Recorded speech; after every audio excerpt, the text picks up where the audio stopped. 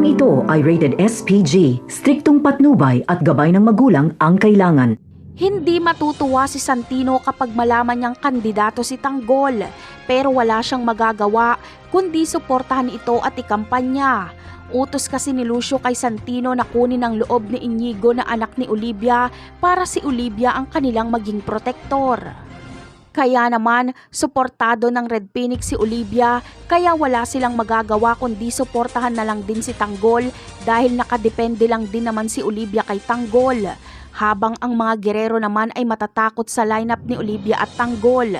Malakas kasi sa tao si Tanggol at marami pa itong pera.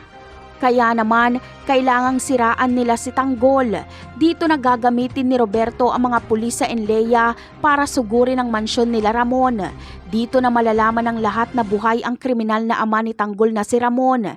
Kaya hihina si Tanggol sa mga tao at hihina din si Olivia. Sa galit ni Olivia kay Roberto ay ibubunyag niya rin ang sekreto ng mga Guerrero. Kahihiyan ito ng mga Guerrero dahil ibubunyag ni Olivia sa publiko ang relasyon ni Don Gustavo sa asawa ni Roberto na si Jackie na kandidato bilang congresswoman.